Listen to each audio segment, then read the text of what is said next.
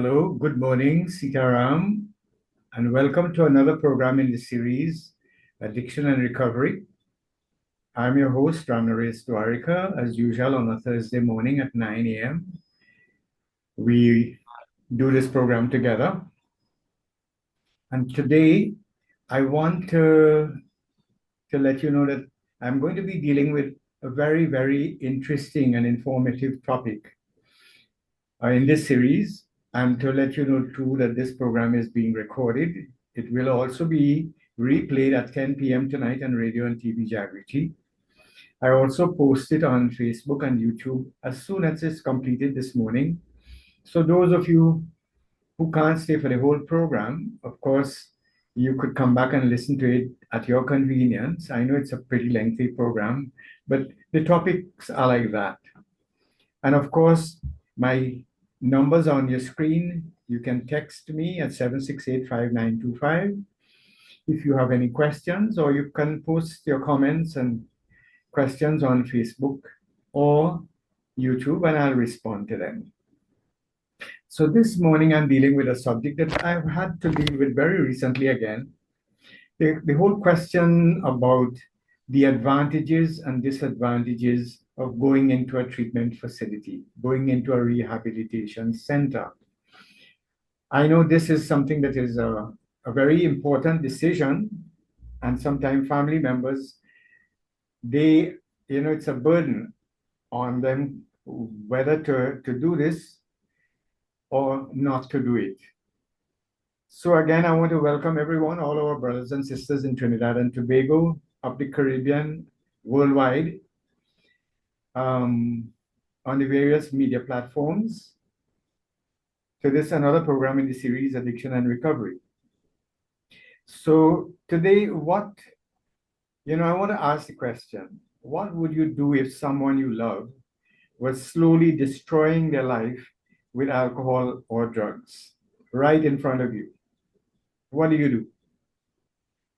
Would you know how to help them? And I'm sure that a lot of families and siblings and spouses are faced with this question, even as I speak today. Now, would you encourage them to try stopping on their own? And I know a lot of people would like to do that, and families too, because of the stigma associated with the alcoholism and drug addiction, that a lot of people are reluctant, to let even their communities and sometimes even people close to them know that they have a problem. Now, this is one of the most difficult decisions that many families have to face. I was working with a family recently who had to deal with this, and I know how difficult it is, not only for the person who has the problem, but for the family as well, to deal with the whole question of the social consequences of sending one of their relatives, children or anyone like that, to a rehab center. Then you have to, account to the rest of the family, why? Because up to that point in time, a lot of people have been able to keep a lid on it and, keep it in confidence within the primary group, the family. Sometimes even cousins and uncles and aunts and so on are unaware of the problem. But you have to now breach that whole subject if you have to send this person to a rehab center. People are going to ask questions. And I know from working at Cora Hospital, a lot of people will say, look, my relative went for holiday. They went to Canada, for a month or 2 months and so on. For the duration of the time, they'll have to stay at the center,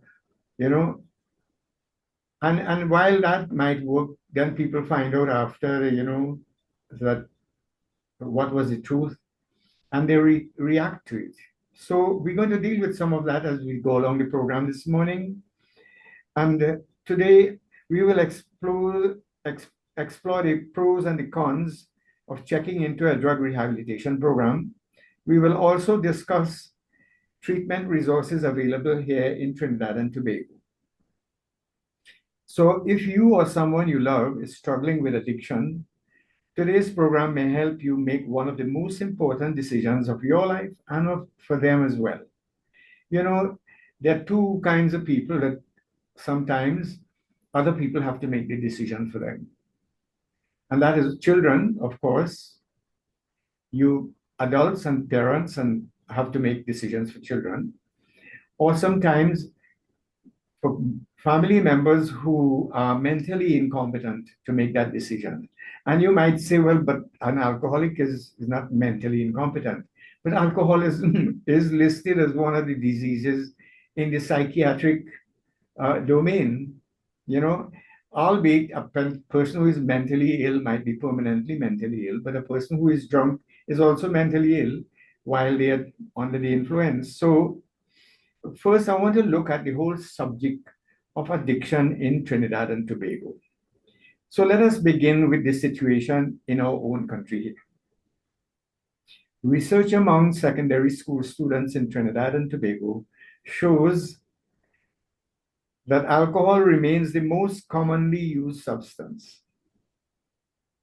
Surveys suggest that about 84% of students report alcohol use. And I was part of that survey, I remember, on behalf of the National Alcohol and Drug Abuse Prevention Program many years ago. And I can tell you, with the liberties that we are giving children now, the freedom, the social media, and all of that, the problem is not getting any better. It is getting worse. More and more children are having access to all kinds of information and drugs. It was estimated at that time that around 35% report tobacco use, and roughly 8 to 10% reported marijuana use as well.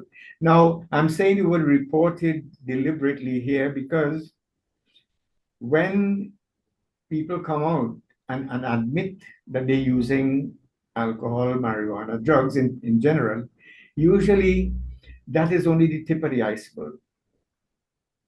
You know, because of the stigma and so on, and the consequences associated with alcohol and drug addiction. Another important concern is how early substance use begins in Trinidad and Tobago.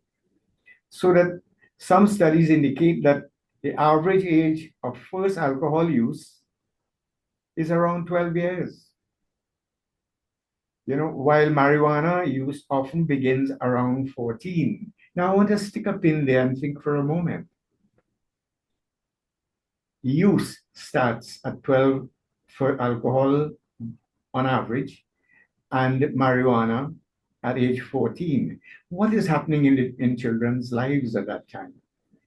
Think for a minute, reflect. A lot of children are facing common entrance exam, adjusting to school lessons and schoolwork and all of that, because you know the competitive nature that education has become. And then remember, their hormones are from child, they're developing into young adults, where a lot of people will describe it as, you know, at that point in time, the hormones start hijacking the brain. You know, they start forming relationships. They start developing sexually. Their body is changing, their voice is changing. There's a whole lot of things that are happening in a child's life at that time.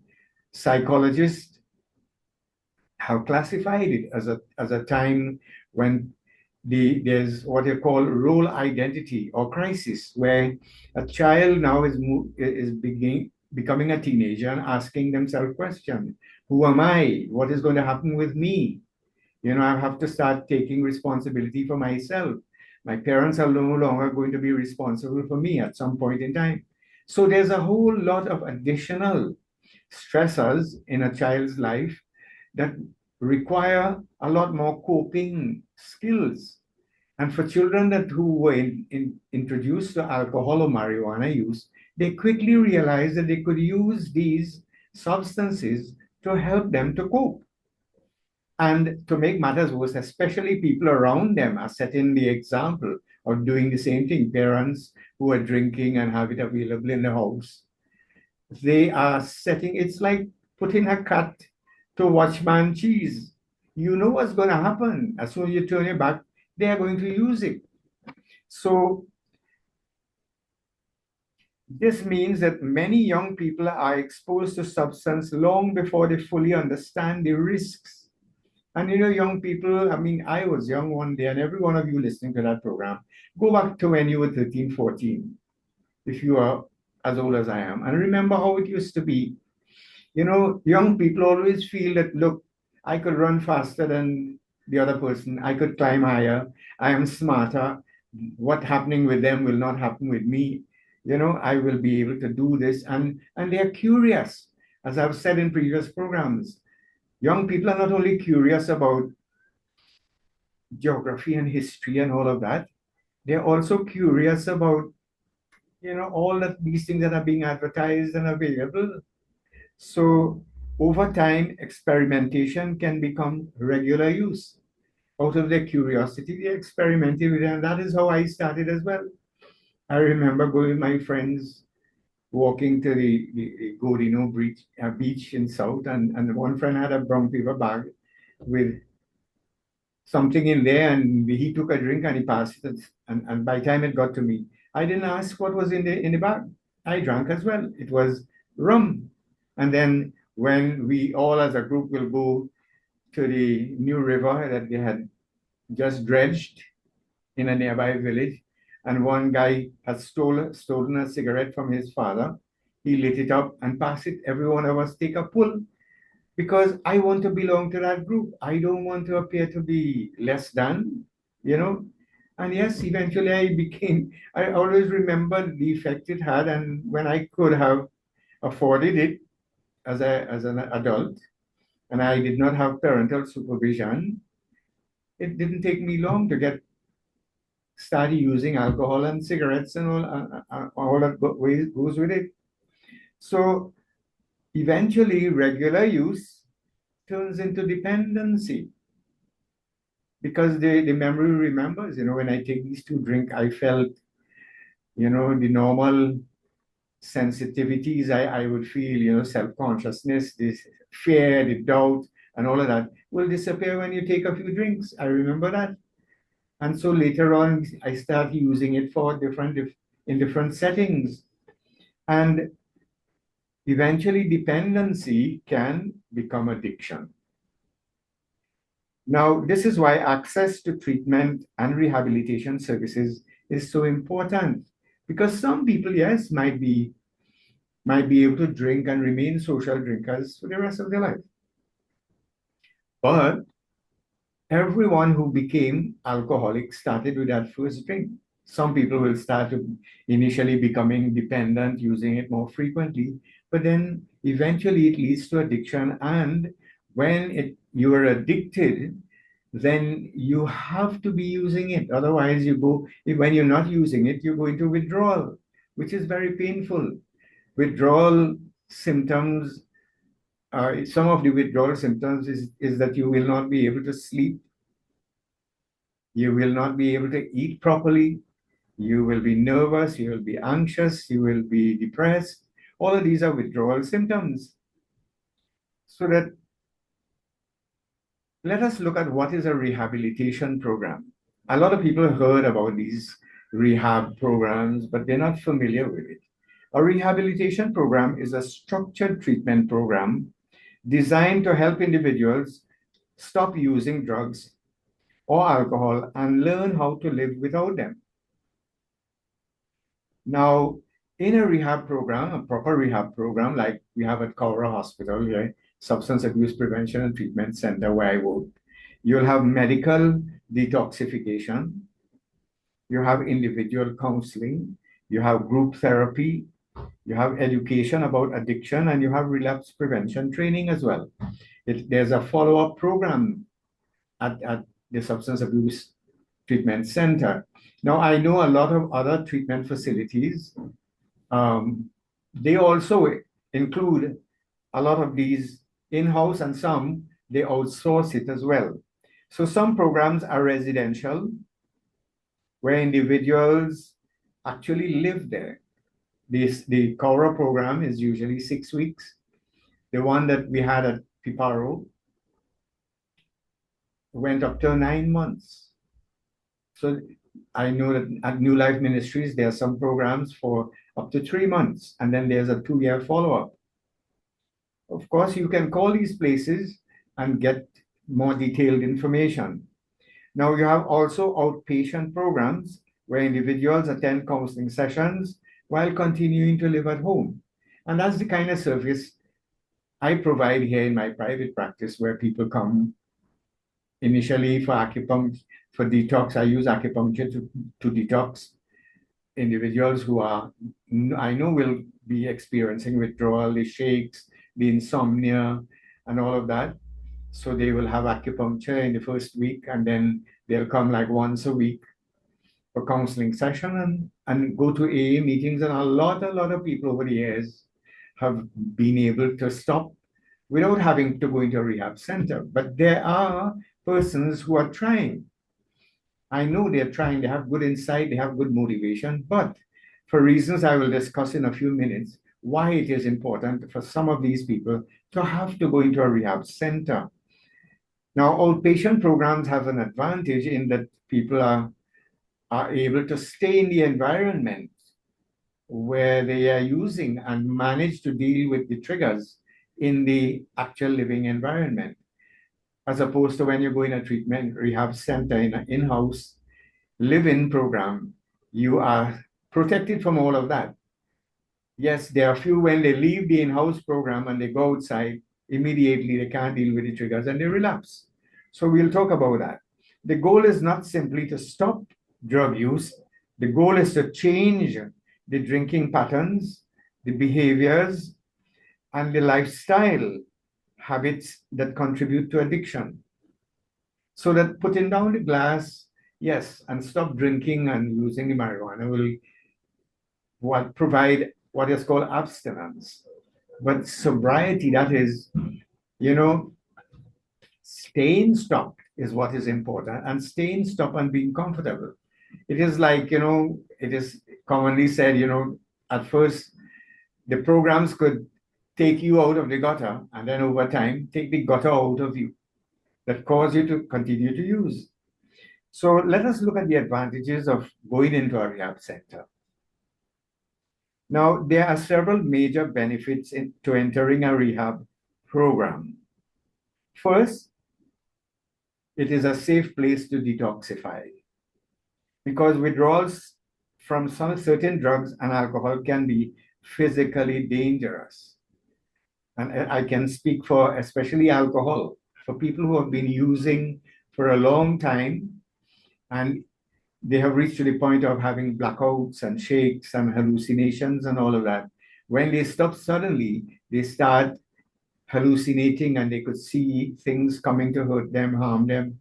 I've known people who want to jump through windows and run into the bushes, and some could get heart attack, cardiac arrest in that condition and die. It has happened. Secondly, the in-house rehabilitation programs provide a safe and structured environment, because for most people, when they're using drugs, as we say in Trinidad, Sunday could fall on Monday. They don't really have a structured life. They sleep late, they wake whole night, everything goes helter-skelter. So that when you go into a treatment facility, there's a structured program. Like at Piparo, for instance, everybody got up at 5. At half 5, you went and did exercises and so on, yoga. And I know some of the other programs provide physical exercises and so on. And then you have breakfast at a certain time. Then you have community meetings. And it is a very structured, you move from one activity to the other. And they are all intended to deal with certain aspects of the program, so that many individuals trying to stop using drugs are surrounded by people or situations that trigger their use, as when you're at home. Rehabilitation programs remove these triggers and provide a controlled environment focused on recovery. Third, professional guidance. Rehabilitation programs provide access to trained professionals such as doctors, psychologists, and addiction counselors. I know at Cora, you had a consultant psychiatrist there. There was also house officers, doctors, trained professional mental health nurses, and nursing assistants. I worked as a social worker there as well. There was a psychologist attached to the program, and there's a lot of support staff as well. And they were all tuned in to provide an environment for recovery from drug addiction. Even the cleaners knew, working in that environment, if they saw a cigarette, but they knew somebody was hiding and smoking, and they will bring it to the attention of the treatment group.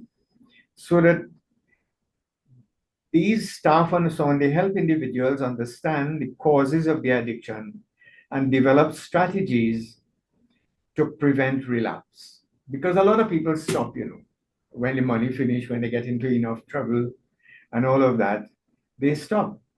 But the question is not stopping, it's how to stay stopped, how not to relapse.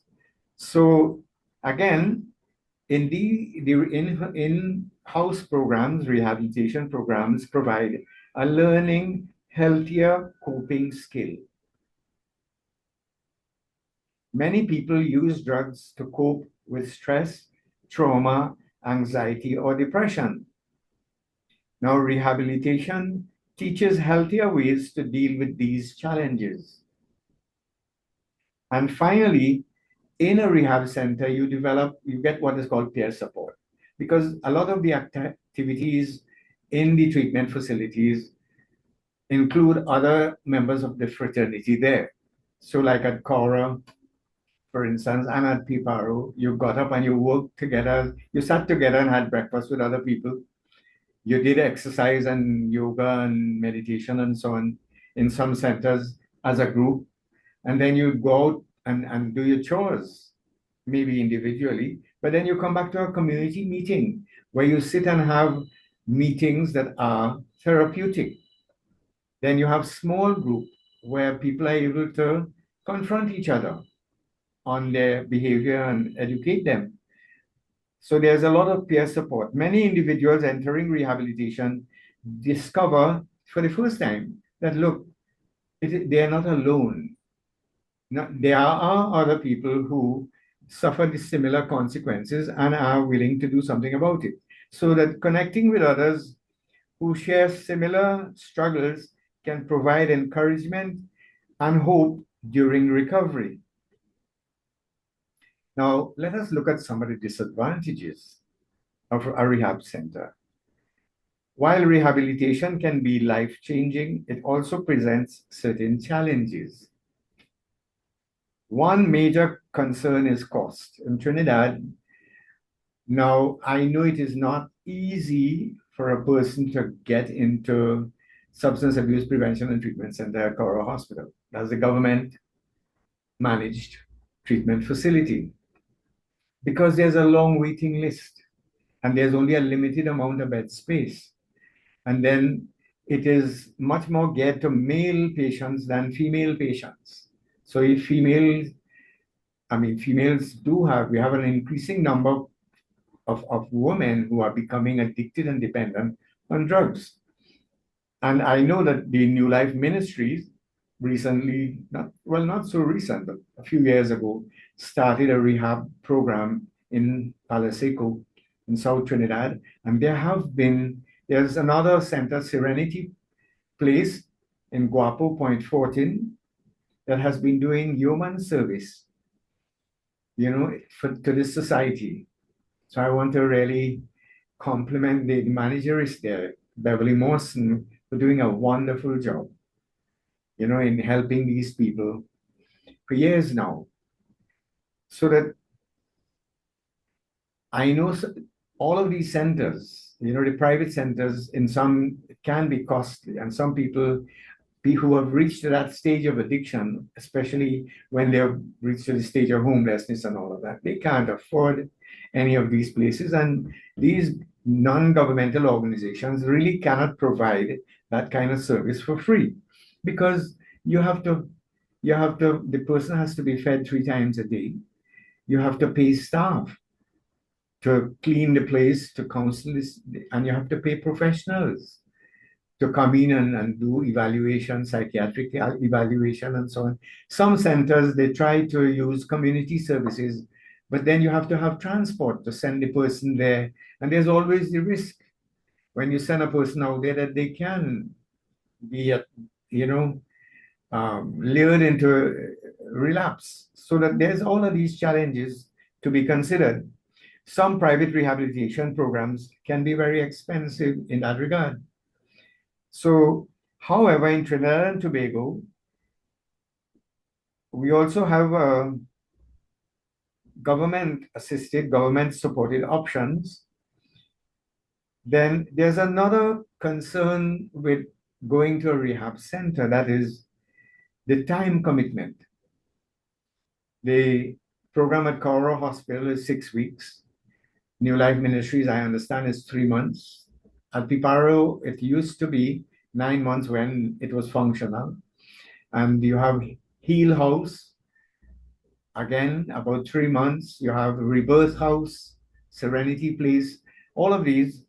And residential programs may require a person to make the commitment to go in and stay for at least 30 to 60 days of treatment, which may mean time away from work and family responsibilities. So, can you imagine a mother who has young children going to school and all of that, and you know what is involved, getting up early, getting them all set and ready to go off to school and preparing their lunch and their breakfast, packing the kid, looking after their homework because dad is out there from 5 in the morning trying to reach into Port of Spain to work, and mother and she how is going to look after all of these responsibilities if she checked in to Serenity Place or Palo Seco or another treatment facility.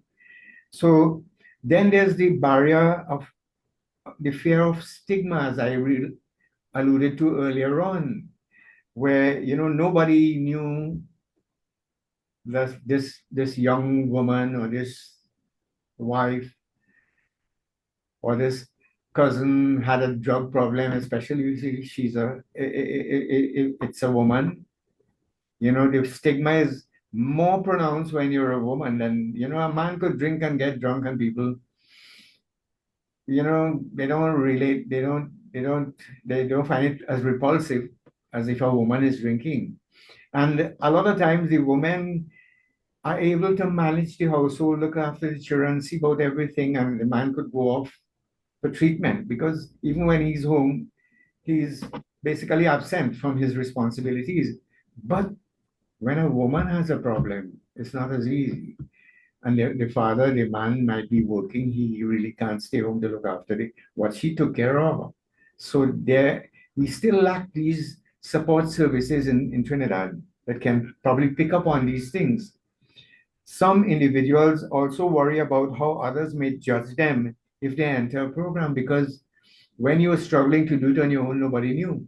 But when you check into a program, a lot, I tell you, when the Substance Abuse Prevention and Treatment, it was known as the Alcohol Treatment Center, and it was housed at St. Anne's Hospital, which is the psychiatric hospital in Trinidad and Tobago.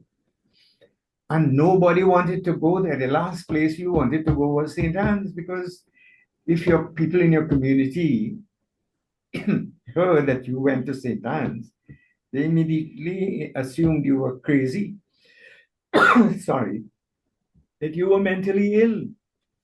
And this is one of the reasons that the ATC was moved from St. Anne's to Cora, where it is now. But even so, a lot of people, when I worked there, would tell the family, to tell the people, the community, the friends and the relatives that they're going for holiday.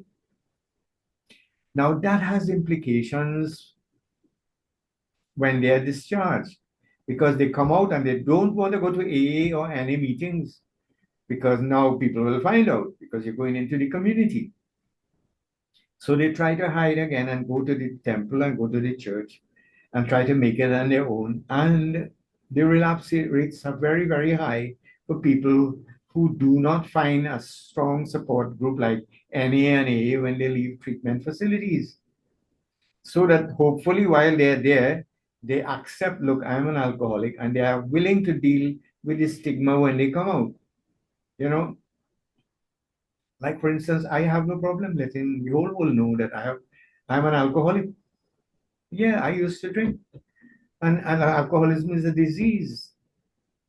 Some of us, for some of us, it was self-induced, but for some of us, we were born with that genetic predisposition to drink. Whether you were born with it or you became, once you realize you have that condition, you are alcoholic, it becomes your responsibility to do something about it.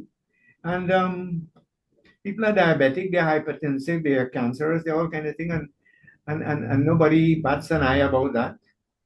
So anyone out there, I would recommend that you accept the fact, look, you have a drinking problem, because that's the first thing you'll have to do if you want to do something about it. You have to accept.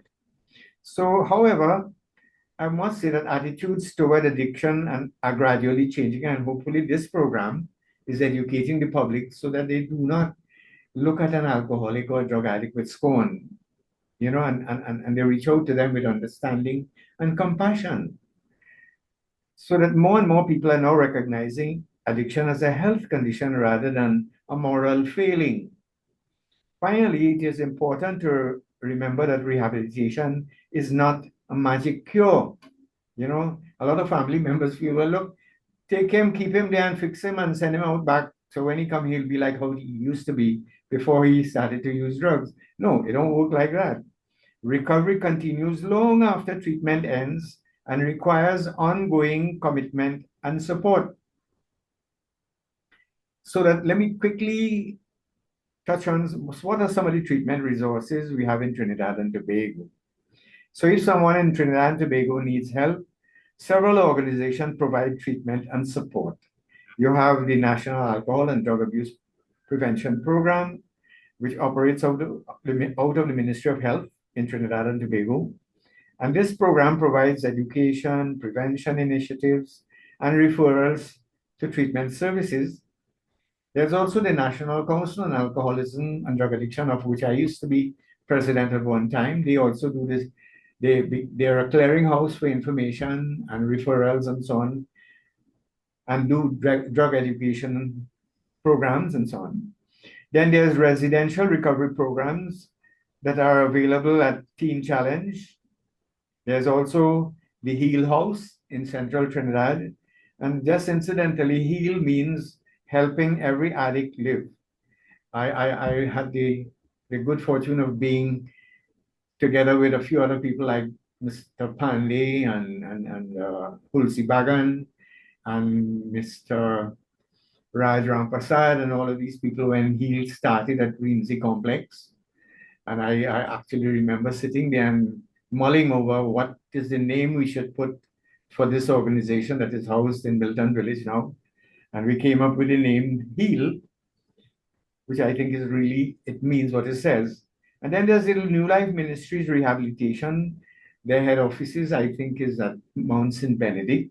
And they also run the women's program in Palaseco. In Tobago, you have the Tobago Rehabilitation and Empowerment Center that is based in Scarborough. It used to be right at the old hospital on the hill. And of course, there's Alcoholics Anonymous and Narcotics Anonymous.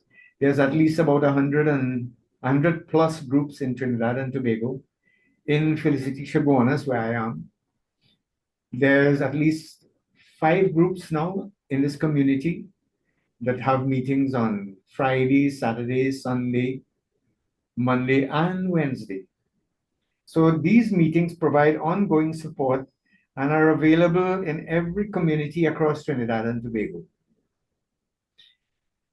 So that when rehabilitation is strongly recommended, I know some people who like to do it on their own, and families would wish that, but I just want to look at some of the instances where you may seriously want to consider in-house rehabilitation.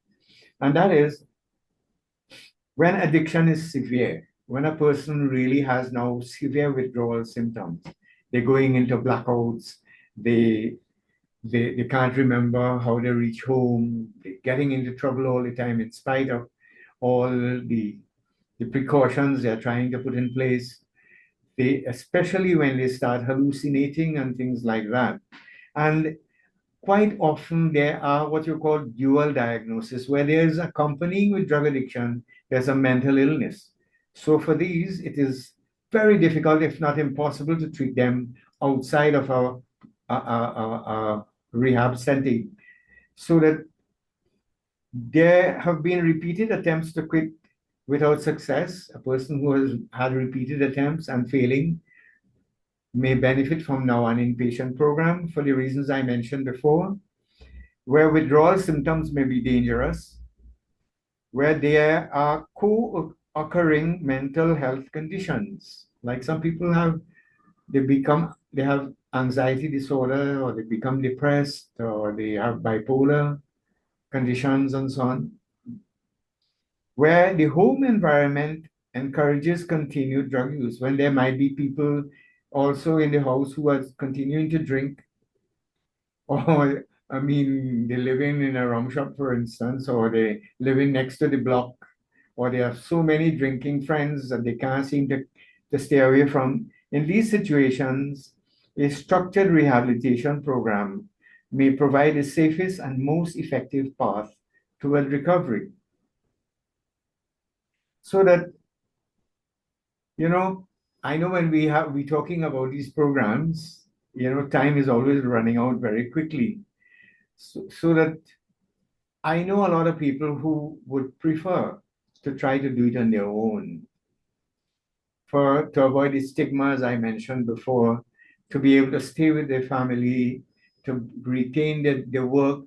And as I say this, fortunately for us, there's a lot of employee assistance programs now in Trinidad and Tobago, in the government service, in the police service, in a lot of the dock workers and all of that.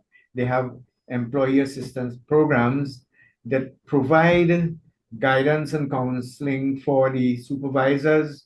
They have outreach programs, they educate their employment, the employees on what are some of the signs and symptoms of addiction, so that they can pick up on it early. Because a company sometimes invests a lot of money in terms of training. A lot of people develop and hone their skills while being on the job, operating cranes, welding, all these highly technical jobs and so on. And because of some other problem, it could be some life situation that triggered, or precipitated their drug use. Sometimes it could be an illness, sometimes it could be estrangement in a relationship. It could be a financial problem, it could be the death of a spouse that could have triggered this. And they started using to help them to cope initially, but then found that after a while they became dependent, especially in Trinidad, where we have a culture. I have seen people doling out, anti-anxiolytics and sleeping pills to people who just suffered the loss of a relative, without even a doctor's supervision. Some people they learned over time that, okay, take this man, it will help you to cope during the funeral and all of that. And a lot of people, these little innocent looking tablets are very, very powerful, especially if you have not developed tolerance for it. So that if you're using it for the first time, a little 2 milligram could knock you out. And the person, you might have, the funeral is finished, the cremation is done, even the other rituals, but you now are stuck with taking this pill, because the loss of a loved one can affect you for years, especially if you're not dealing with it appropriately. If you are secretly taking pills to help you to cope, years from the person's death, you can still now, because you are taking the pill, you can't stop. You have added another problem to that long list of problems that you had from the loss of your husband, for instance, and the loss of the income that he brought in, the loss of the companionship and the advice, and he would have taken care of all the household problems and the chores and all that. And you now all of a sudden have to deal with all of these things because you were sheltered. You were looking after the children. The children are now big and they're gone about their business, and you are alone in the house. And all you have now is either to take this drink that you've been hiding and taking from the drink the the bar in the house or the medicine cabinet. You've been taking these pills, and you have created a bigger problem, because I'll tell you, it is several times more difficult to come off prescription pills than it is to come off from alcohol, marijuana, or cocaine. I'm working in this field since for the last 40 plus years, and I can tell you it is very, very difficult. So that those of you who are becoming dependent on any kind of pills, even painkillers, it's going to ruin your stomach at some point in time, and it is not going to deliver the relief that you got initially. You need to start attending to that. And that, of course, will be subject of another program. So that I want to say, before we end today's program, I want to speak directly to anyone who may be struggling with addiction. If alcohol or drugs are taking control of your life, please know that you are not alone. I for years thought, well, boy, only I suffered. I thought that after drinking bout with my friends, and I went back to the office and met with them, they all were smiling, and we'll talk like, but I had just vomited home, and I had feeling sick inside and couldn't eat anything, but I would be smiling and just hanging around the cooler and just like the others, pretending that everything was okay, only to find out later on that no, they were also having big problems at home, quarrels, some of them were having fights and all of that, but nobody knew about it. So if alcohol or drugs are taking control of your life, please know that you're not alone. Many people have stood exactly where you are standing today, feeling trapped. Like you're living to drink and drinking to live. Your whole life was revolving around drinking behavior, drinking activities. And when I reflect on my life, that's how it was. If there wasn't drink there, I wasn't there. So that, and of course, after these bouts of episodes of drinking and drug use, there's the feeling of shame, guilt, remorse, feeling as though there is no way out, secretly trying to stop and failing all the time, to the point where I had reached, I stopped trying to stop because I know I can't. And I found ways now to rationalize my drinking.